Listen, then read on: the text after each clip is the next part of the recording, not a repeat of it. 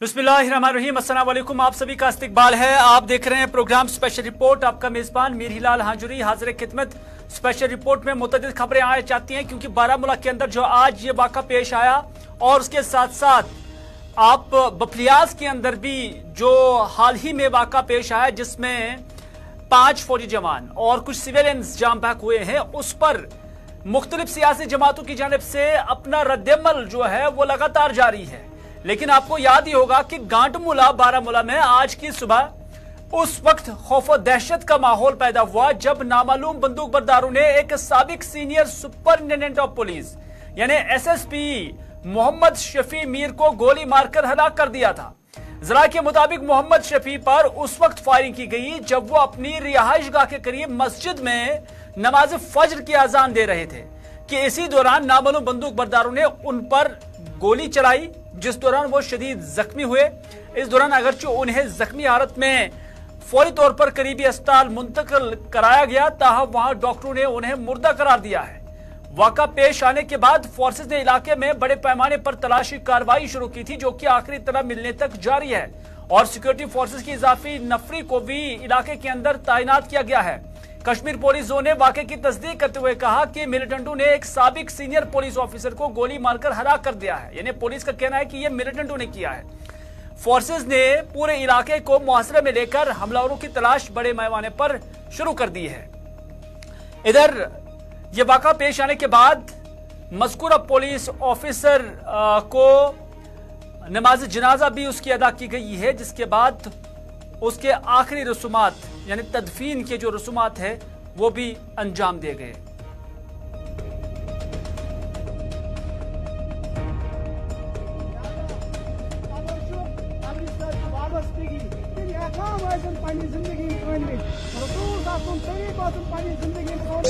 अब पता चला बारामूला से हमें मैसेज आ गई कि इनको गोलियां लगी है। ये पता नहीं है भाई कि गोली कहाँ से आई कहाँ से। जब हम मौके वारदात पर पहुंचे तो हमने देखा जो यहाँ पर हमारी माइक लगी अजान के लिए उसके पीछे एक खिड़की है, कोई खिड़की का शीशा पूरा थोड़ा टूट चुका था और उसके वो छींटे मस्जिद के जाने मस्जिद में गिरे थे सारे। तो हमें लगा अगर शफी साहब पीछे गिर जाते चक्कर आके तो ये जो कंधे शीशे के साथ टकराते तो शीशा बाहर आता, लेकिन शीशा बाहर कोई शीशे का एक तिनका भी बाहर नहीं था, सारे तिनके मस्जिद के अंदर थे। तो हम परेशान हो गए ये कैसे हो गया। तो कुछ खून अंदर देखा मस्जिद में हमें पड़ा हुआ। इसी तरह से फिर हमें मैसेज आ गई शफी साहब को गोलियां लगी है 4। फायर की आवाज आपने सुनी? मैंने सिर्फ ये आवाज सुनी जैसे मैंने फायर की आवाज। पहले बफलियाज और अब बारामूला के अंदर ये वाक़ा और उस पर सियासी लीडरान जो है उन्होंने सरकार की नुक्ताचीनी शुरू कर दी है क्योंकि सरकार का ये क्लेम बार बार रहती है कि जम्मू कश्मीर के अंदर माहौल साजगार है, माहौल पुरअमन है और 370 हटाए जाने के बाद हालात बिल्कुल ही ठीक हो गए हैं। ये मरकजी सरकार से लेकर जम्मू कश्मीर बीजेपी यूनिट जो है या जम्मू कश्मीर की जो लेफ्टिनेंट गवर्नर इंतजामिया है वो क्लेम कर रही है। लेकिन नेशनल कॉन्फ्रेंस के सदर और member parliament doctor Farooq Abdullah ने इस हमले की मजम्मत करते हुए कहा कि मस्जिद में अजान के दौरान इस तरह से हमलों से कोई मकसद पूरा नहीं होगा। उन्होंने कहा कि जम्मू कश्मीर में आज भी मिलिटेंसी है और मिलिटेंसी को खत्म करने के लिए मरकजी सरकार को सोचना चाहिए और फौज व पुलिस इसे खत्म नहीं कर सकती है। यह डॉक्टर फारूक अब्दुल्ला का कहना है कि फौज और पुलिस से इससे खत्म नहीं किया जा सकता है जो हालात जम्मू कश्मीर के अंदर है, जो मिलिटेंसी जम्मू कश्मीर के अंदर है। डॉक्टर फारूक अब्दुल्ला का कहना है कि जो लोग ये दावा कर रहे थे कि दफा 370 हटने से मिलिटेंसी खत्म होगी, यानी इशारा मरकजी सरकार भारतीय जनता पार्टी की तरफ, और उन्होंने कहा कि वो गलतफहमी के शिकार है। इन बातों का इजहार डॉक्टर फारूक अब्दुल्ला ने आज जम्मू में एक तकरीब के दौरान किया। फारूक अब्दुल्ला ने यह भी सवाल उठाया कि हम तो इंतखाबात के लिए भी तैयार थे लेकिन सरकार ने इंतखाबात क्यों नहीं कराए। सवाल उठाया उन्होंने कश्मीर के हालात को लेकर।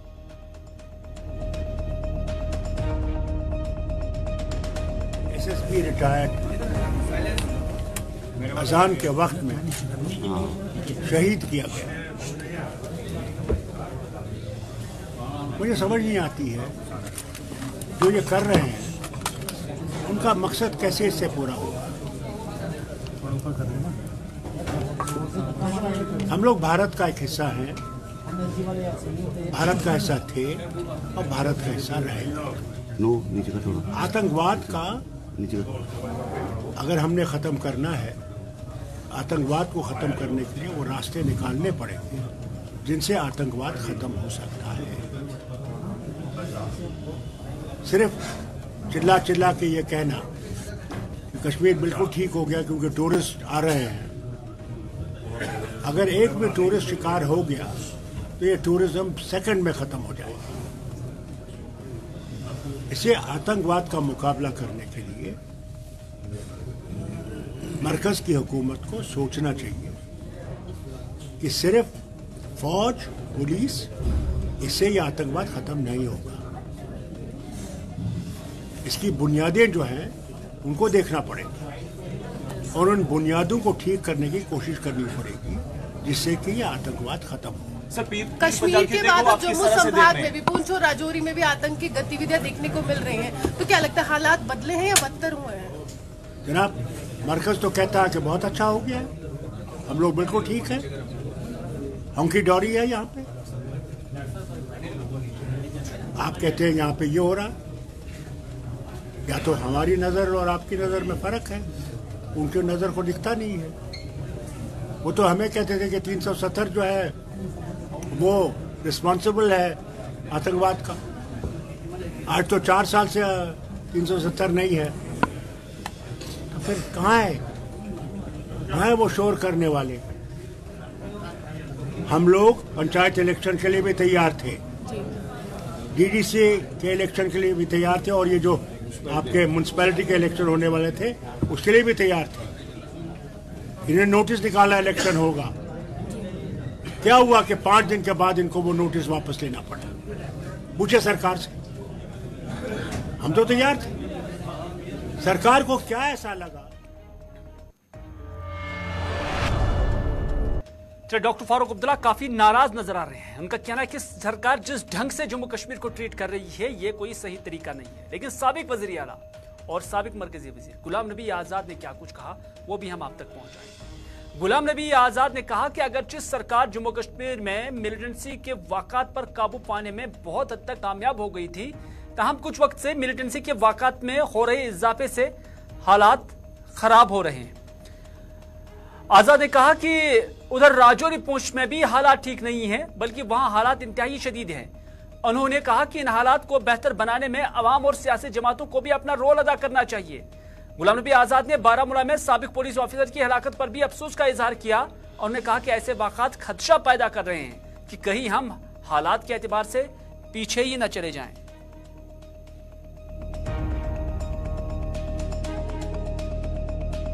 तरह की घटनाएं जो हो रही हैं कश्मीर में, तो पिछले 6-7 महीनों से कोई इस तरह की घटना नहीं हुई थी, वरना 1-2 साल में यहाँ टारगेट किलिंग हुई थी और उसको फिर हुकूमत ने बड़ी मुश्किल से उस पर कंट्रोल पाया। उधर राजौरी पुंछ में जो हालात हैं वो भी अच्छे नहीं हैं, तशवीशनाक हैं। उसके लिए मैं बार बार कहता हूं कि अवाम को भी और सभी पॉलिटिकल पार्टीज़ को भी और हुकूमत को भी, रियासती और मरकज़ी हुकूमत को भी इसमें इकट्ठे होकर इसमें एक दूसरे की इस मुखालफत करने से कुछ निकलेगा नहीं। इस तरह की किलिंग जो फिर शुरू हुई और एक्स एसएसपी को मारना मस्जिद से निकलते ही या घर से निकलते ही नमाज पढ़ते हुए, ये भी एक तशवीश है कि कहीं न कहीं फिर से हम कहीं पीछे न जाएं, इसलिए इस चीज़ को यही रोकना चाहिए। जो आजकल नया कश्मीर का नारा लग रहा है, आप इसको नया कश्मीर देख रहे हैं 2019 के बाद? मैंने हमें इसमें पार्लियामेंट में कहा है, पहले हमें पुराना हिंदुस्तान।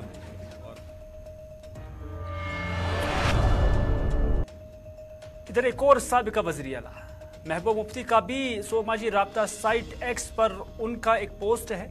उन्होंने कहा कि मिलिटेंटों के हमले में 5 जवान जाम बहक हुए, 3 बेगुनाह शहरियों को फौज की हिरासत में तशद्दुद का निशाना बनाया गया, कई अब अस्पतालों में अपनी जानों की जंग लड़ रहे हैं और अब एक और रिटायर्ड एसपी मारा गया। मरकजी सरकार के पुरअमन बयाने को बरकरार रखने के लिए बेगुनाह लोग शिकार बन रहे हैं। महबूब मुफ्ती ने कहा, कोई नहीं जानता है कि इससे ज्यादा क्या मजम्मत की जाए। फौज के 5 जवानों का कत्ल जिन्होंने अपनी ड्यूटी के दौरान अपनी जानें निछावर किए, या आम शहरियों को उन लोगों के हाथों इंतहाई बेरहमी से मारा जो हमें दुश्मन से बचाना चाहते हैं। जम्मू कश्मीर में हर जिंदगी खतरे में है और हर चीज को अपने हिसाब से ब्रश करना चाहती है मरकजी सरकार, सिर्फ इसलिए कि जमीनी हकीकत इनके जाली बयानी को पंक्चर देगी। ये कब तक चलेगा? मुल्क के जागने से पहले ये महबूब मुफ्ती ने एक ट्वीट किया, यानी एक पोस्ट किया, लेकिन दूसरा पोस्ट उन्हीं का था। उन्होंने कहा कि डीकेजी आर्मी कैंप ने थाना मंडी के इलाके से पंचायत भंगिया के शहरियों को उठाया है और उनके बारे में मालूमात छुपा रहे हैं। न ही उनके परेशान कुन कुंबे के अफराद को कैंप में देखने की इजाजत दी जा रही है, जो टोपी वाक़े की वजह से अपनी जानों के खौफ में मुब्तला हैं, जहां शहरियों को हिरासत में तशद्दुद का निशाना बनाया गया था। महबूब मुफ्ती ने एलजी मनोज सिन्हा से अपील की है कि वो इससे पहले कि इन गरीब खानदानों को ऐसा ही कोई सानिया पेश ना आए, इस मामले में अपनी मुदाखलत करें।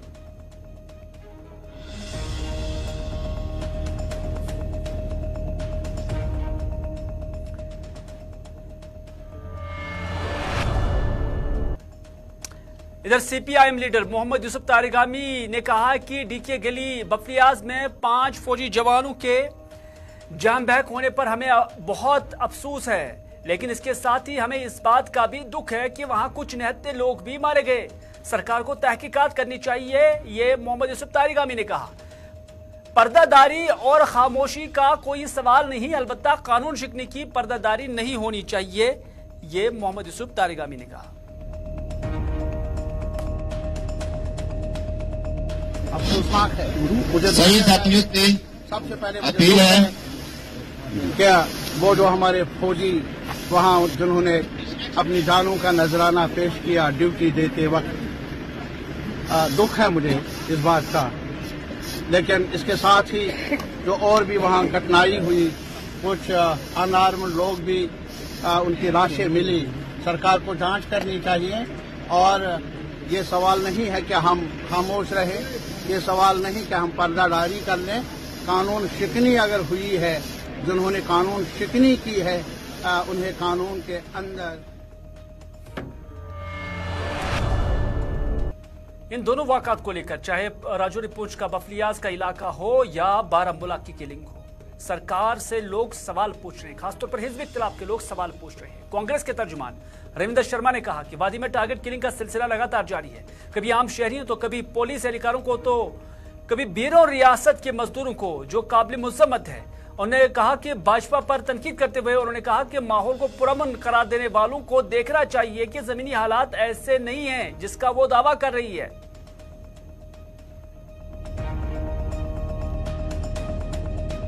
हमारे जवान और पुलिस ऑफिसर सिक्योरिटी फोर्सेस पे जिस तरह से हमले हो रहे हैं, टारगेट करके एसएसपी रिटायर्ड जो है मोहम्मद अशरफ बीर, उनको जो है वो टारगेट करके शहीद किया गया। भले भी वहाँ बारामूला में एक पुलिस ऑफिशियल को, 7 बेटियों के बाप को शहीद किया गया, ईदगाह में एक इंस्पेक्टर शहीद किया गया, मुकेश कुमार बाहर के लेबरर थे, उनको टारगेट करके शहीद किया गया। पहले कश्मीरी पंडितों को, जम्मू के माइनॉरिटीज़ के मुलाजमों को शहीद किया गया।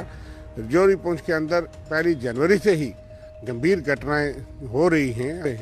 हमारे सेना, सिक्योरिटी फोर्सेस, पुलिस बहादुरी से जान पे खेल के लड़ रहे हैं, हालात का मुकाबला कर रहे हैं, लेकिन बीच बीच में इस तरह के बयानात आना वो जायज़ नहीं है।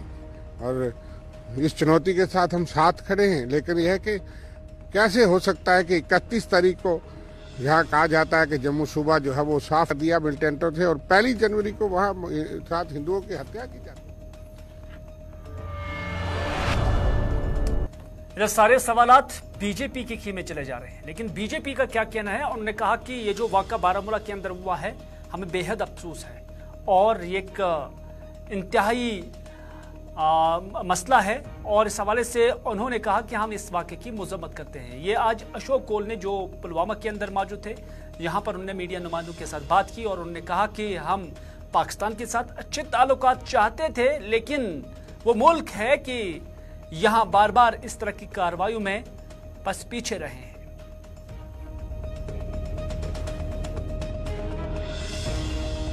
भारतीय जनता पार्टी उस एसपी साहब के परिवार से अपनी अपनी संवेदना व्यक्त करती है, संवेदना का इजहार करती है और हम ये मानते हैं कि ये टारगेटिंग किलिंग, इस प्रकार की एक्टिविटीज ये बहुत देर नहीं चलेगी।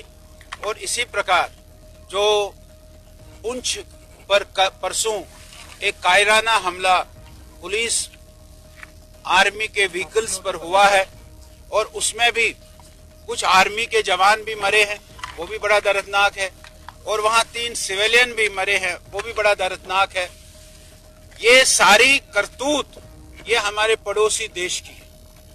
ये पड़ोसी देश जम्मू कश्मीर में जो ये अमन हो रहा है, इस अमन को उसको दिखता है और वो उसको देखना नहीं चाहता है, इसलिए वो इस प्रकार की घटनाएं करता है। हम पूरा दोस्ताना ताल्लुक उनके साथ रखना चाहते हैं, लेकिन वो मुल्क हमारे साथ हमेशा ही हर समय हमारे साथ वो गद्दारी करता है, उसका जवाब उसको मिलेगा।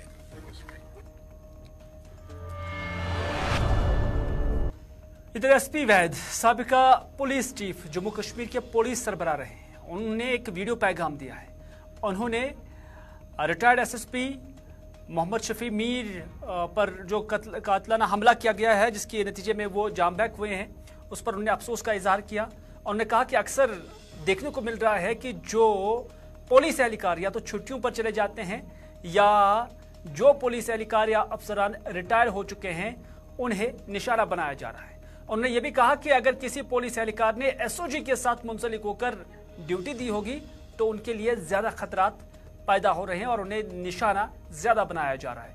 उन्होंने कहा कि सरहद पार से इस तरह की जो पॉलिसी अपनाई गई है, ये दरअसल अवाम के अंदर खौफ हिरास का माहौल पैदा करना इसका मकसद है।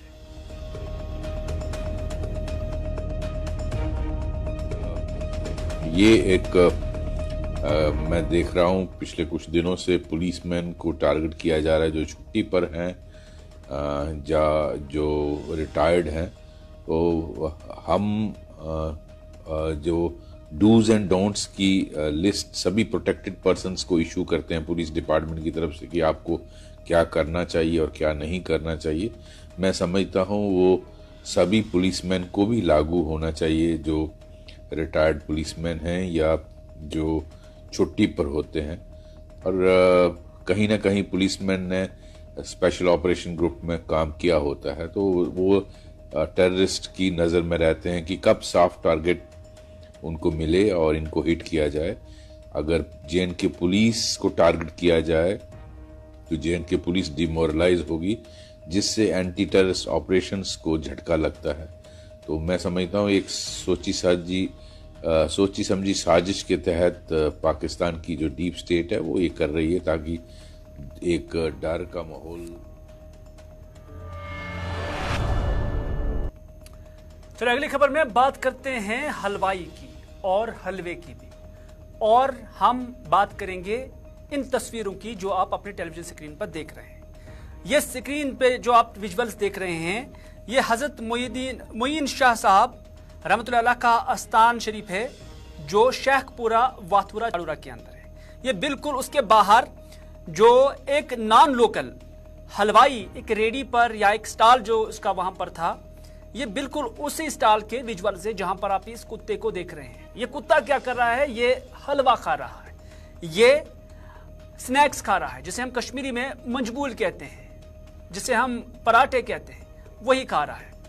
और इन विजुअल्स को मैं फिर से दोहराने की कोशिश करूंगा। आप देख सकते हैं आज यहां पर महकमा फूड सेफ्टी की टीम आई थी और उन्होंने इस स्टॉल को सर्वे मोहर किया है। दरअसल ये वीडियो सोशल मीडिया पर अभी वायरल है और इसका कॉग्निजेंस जो है वो महकमे ने लिया था, क्योंकि रात भर ये एक ऐसा इलाका है यहां जहां बस्ती दूर दूर है और यहां से जो डूरीवाला के लोग हैं, बुगाम के लोग हैं, उनका अक्सर आना जाना रहता है। और इस तरह से वो हमेशा शाम को या दिन को जब यहाँ पहुंचते हैं तो हलवा लेते हैं, घर भी ले जाते हैं, और जो स्नैक्स है या इसे हम मंजगूल कहते हैं वो भी ले जाते हैं।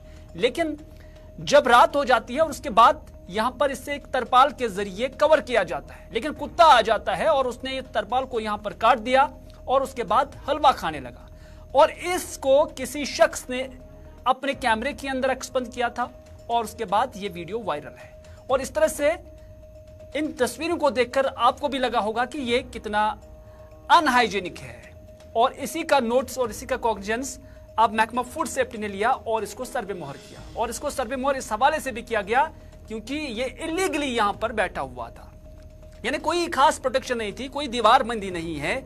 और इस तरह की चीजें अब लोगों के वहम गुमान के अंदर आ गई हैं कि इससे पहले भी कई बार ऐसा हुआ होगा जो अवाम की नजर से नहीं गुजरा होगा, लेकिन फिर हलवा वाले ने देखा होगा और उसने ऐसे ही उसको बेचना शुरू कर दिया होगा। और इस हवाले से फूड सेफ्टी की टीम यहां पर आज आई हुई थी, उन्होंने क्या देखा और उसके बाद उन्होंने क्या कहा, उन्हीं की जुबानी देखते हैं।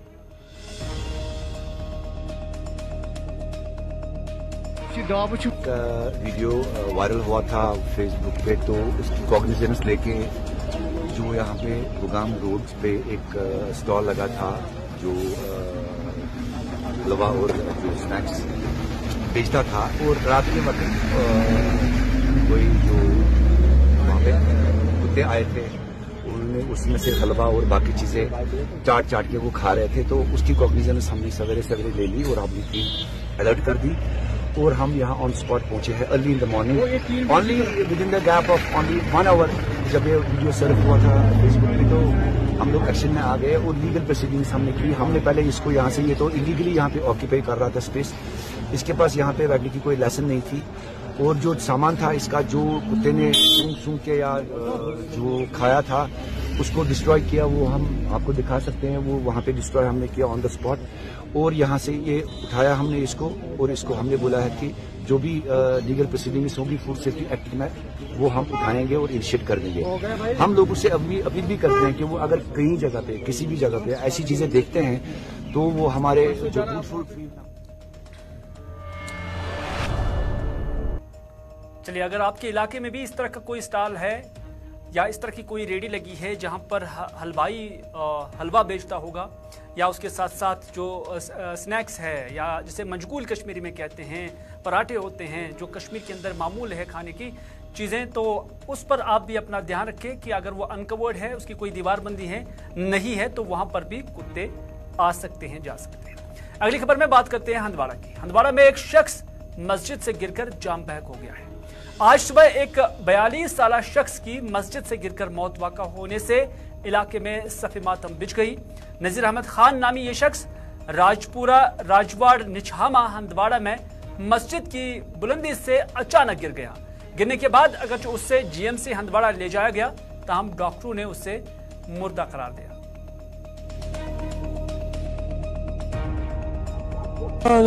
पलो करा खड़ा खड़ा